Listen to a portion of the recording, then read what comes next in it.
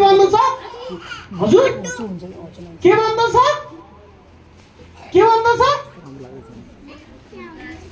भूत आत्मा हैन कुनै दिन मलाई पनि लाग्थ्यो भूत आत्मा चाहिँ नहुँदो होला हुँदैन होला मैले प्रभुलाई भेटाइसकेपछि पनि लाग्थ्यो जब प्रभुले मलाई चाहिँ पवित्र आत्माद्वारा चाहिँ सम्झाउनु भयो सत्यको आत्मासँग दुष्टताको पनि के छ आत्मा छ भलाइ छ भने बुराई पनि छ असल छ भने खराब पनि छ अनि त्यो कुरा चाहिँ जब बुझिसकेपछि अघि नै मैले चाहिँ हाम्रो कृष्ण भाइको गवाई हैन भूत आत्माले चाहिँ बोलिरहेको कुरा हामीले चाहिँ कहाँ सुनेका थियौं केवल बाइबलमा मात्र सुनेका थियौं हैन बाइबलमा चाहिँ एउटा दुष्ट आत्मा लागेको मान्छे जब येशूले भेटिरहँदा चाहिँ के त त्यहाँ मानिसहरूसँग चाहिँ त्यो दुष्ट आत्माले चाहिँ सताइरहेको बोलिरहेको कुराहरू अनि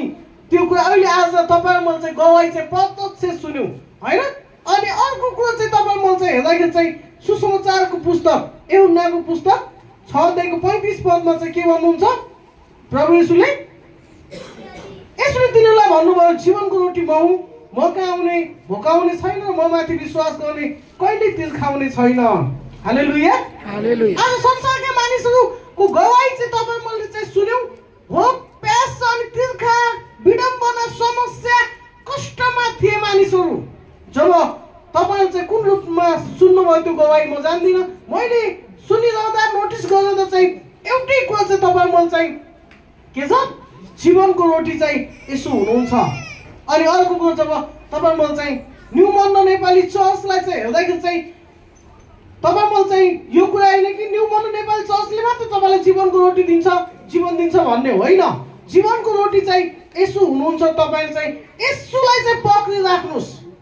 कसलाई पक्रिराख्नुस् यसुलाई पक्रिराख्नुस् अनि तपाईहरुले चाहिँ जीवन पाउने छौ अनि अनन्त जीवनको रोटीलाई चाहिँ के गर्ने छौ खाने छौ जब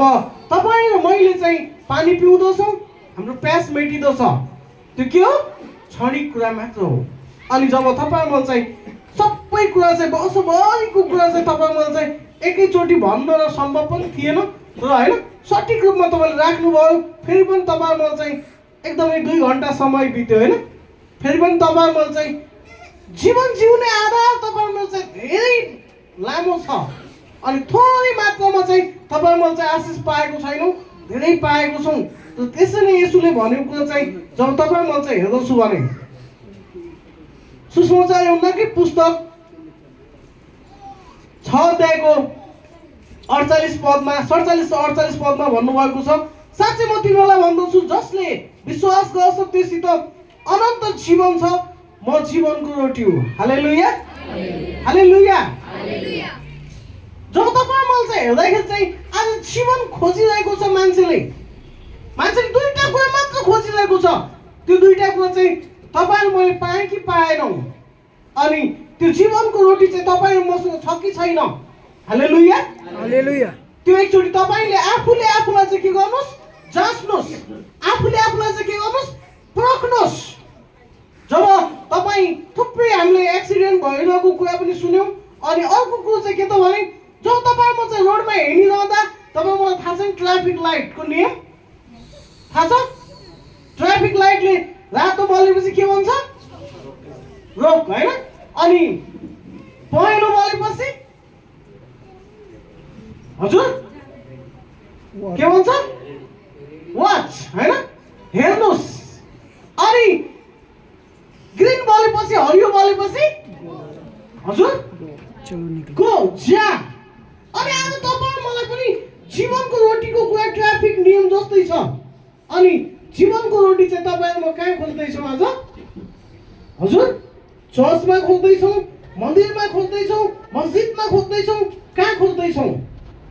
या भन्नु होला बाइबलमा खोज्दै छौ हालेलुया साच्चै आज तपाईहरु चाहिँ जीवनको रोटी संसारमा खोजिरहेका छौ जीवनको रोटी चाहिँ तपाई भित्र छ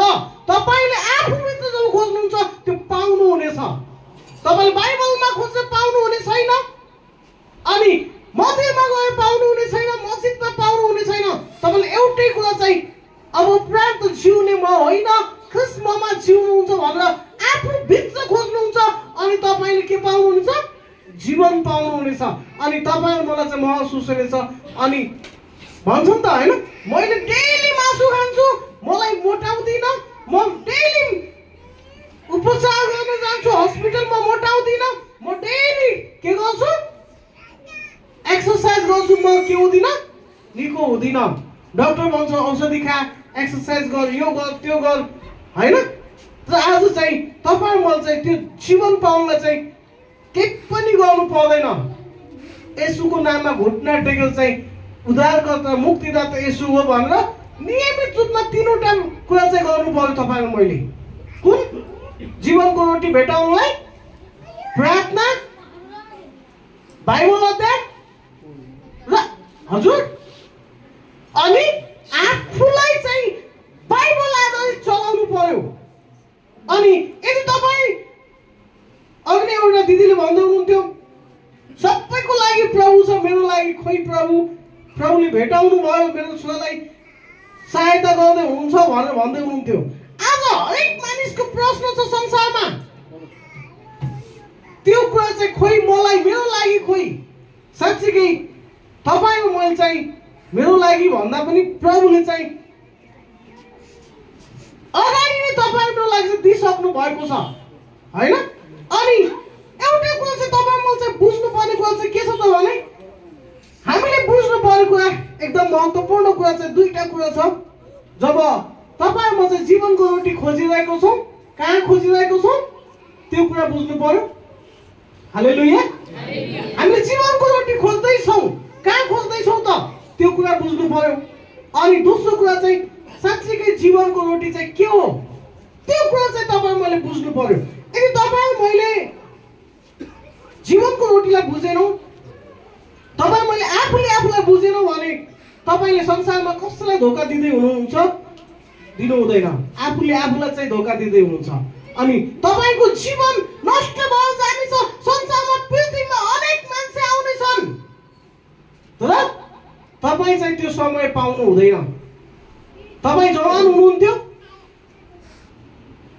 अनि तपाईँसँग सबै कुरा थियो, तपाईँ बिर्दै हुनुभयो, तपाईँ बिस्तारै ती कुरा छुट्दै गए होइन। आज तपाईँ मैले चाहिँ भन्नुलाई फेरि पास्टर बालक त भनेको त होइन मनमा नै होइन, बालकको कुरा गरेको छैन मैले, जवान र वृद्धको कुरा गर्छु। साँच्चीकै आज तपाईँ र म जवान अवस्थामा छौँ, तपाईँमा आफू जाने ठाउँ जान सक्छौँ, खाने कुरा खान सक्छौँ, हिँड्न सक्ने कुरा हिँड्न सक्छौँ, सबै तपाईँको मनले चितायो भने गर्न सक्नुहुन्छ होइन। तर तपाईँको मनले चाहिँ भन्छ चर्च चाहिँ गर्छ होइन। हालेलुया। अनि खोइ त तपाईँसँग जीवनको रोटी भेटाउनुहुन्छ भेटाउनु हुँदैन। जबसम्म तपाईँ चर्च आउनुहुन्न, जबसम्म तपाईँ प्रार्थनामा हुनुहुन्न, जबसम्म तपाईँ उपवासमा हुनुहुन्न, तपाईँको दिएको रोटी पनि के हुनेछ खोसिनेछ भन्दछ बाइबलले। हालेलुया। अनि तपाईँ मैले चाहिँ सुनको सिक्काको म पढ्ने छैन, सुनको सिक्काको दृष्टान्तमा भन्दछ प्रभु यीशुले भन्नुभएको दृष्टान्त, एकजनालाई चाहिँ कति सिक्का